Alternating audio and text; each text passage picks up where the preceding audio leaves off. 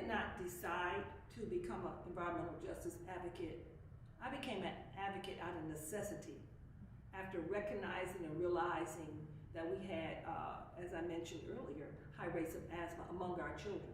In fact, this area of Southwest Detroit 48217 has been deemed the most polluted zip code in the state of Michigan because of the overburden of more than 42 major and minor polluting sources.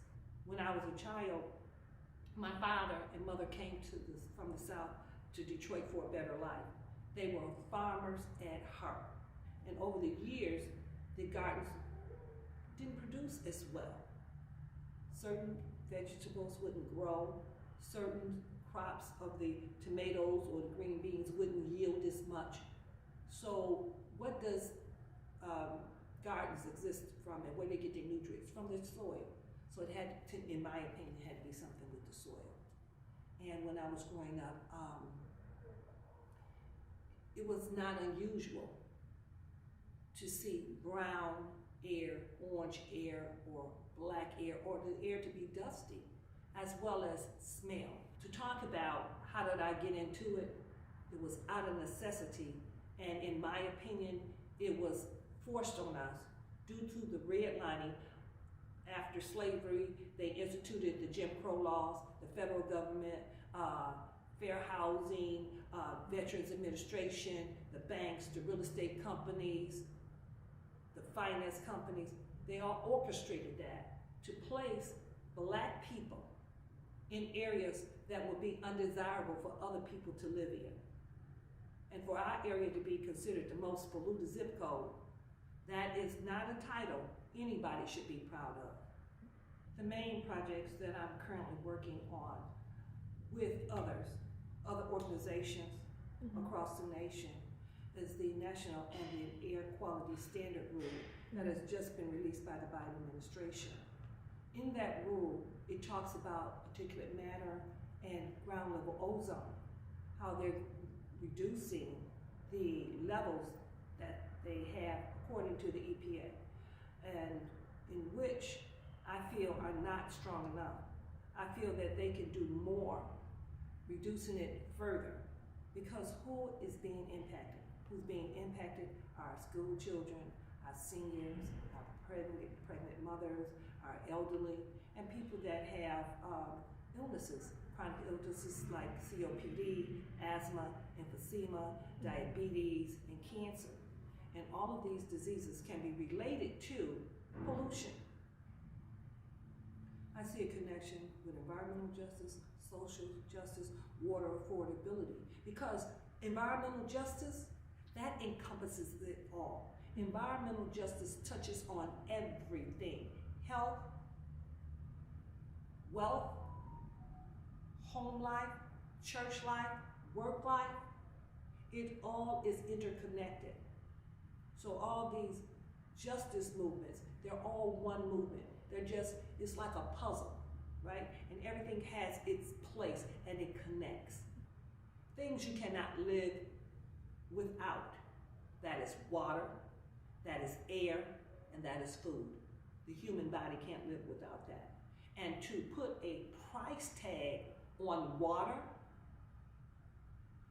is just archaic, is greed. People that are suffering with and having a hard time paying their water bill is a necessity, a life existence that you cannot live without. That is such a burden, that is such a hardship that no one should suffer. But people of color, poor people, low-income people, Black people, we're the casualties of America's capitalism, greed. The work that I do is the advocacy for better air quality, to improve the quality of life, right?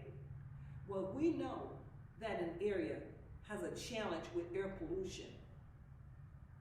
We should sit down, we should support them, we should come to hearings, we should be advocating with them, because the thing that people don't understand about air pollution Air pollution has no boundaries.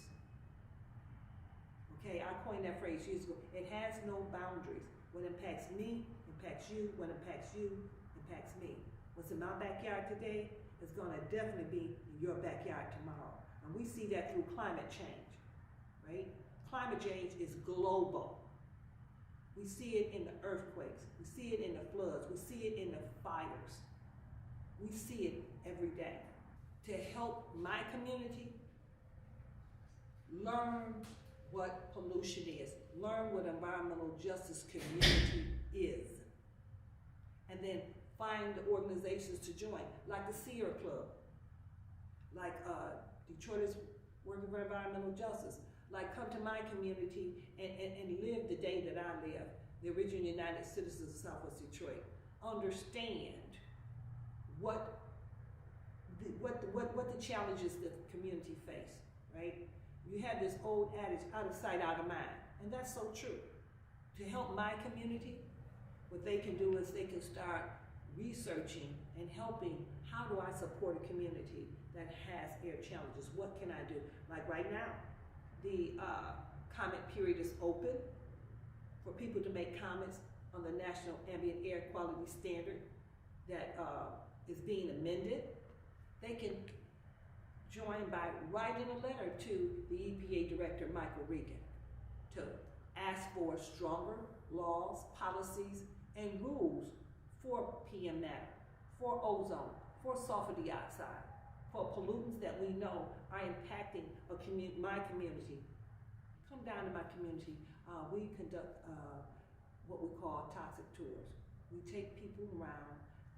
We've taken scientists, educators, journalists, school children, newspaper people to see the industries and how closely they are to homes, and how over the years industry has extended its footprint into the residential community, and their encroachment, what impact it is having on that community. So you have to come in and you have to walk in someone else's shoes to be able to help them and uplift them, because you understand more, you understand better. Mm-hmm. You know, you may be able to go back to your life where where you don't have to deal with these things, but at least you know and you are aware of what other people are dealing with and what's impacting other people. Mm-hmm. And how you lift up Black voices, how you lift up the American voice. You look at them as humans, and you identify with their life experience. We need to go talk to the people, to let the people speak for themselves. They can tell their story better than you, better than me. It's hard to lift up a voice of a person that has been oppressed and held down for so long by speaking for them. We have to let them speak for themselves. And then we have to listen to their story. We have to sit down and we have to create our own, I'm gonna say, community think tanks to see what those community people need to restore them to wholeness. Many people are shy because they've been oppressed and pushed back. They don't know how to speak up. So what we have to do, we have to go to them and we have to teach them how to speak at a hearing. We have to teach them how to ask for what they want. And we should be benevolent enough to do that. In order for there to be change, Black people and African Americans have to be in the room. Community people have to be in the room to be able to speak for themselves and be able to make change. We've always asked for a seat at the table. Mm-hmm. We didn't go say, give us a seat at the table. We said, no, you're having a meeting, we're coming. Don't shut that door. Many doors have been shut and we've had to kick them open. People need to become more politically aware. We have been asleep at the wheel on policies that impact our everyday life, and people need to get engaged.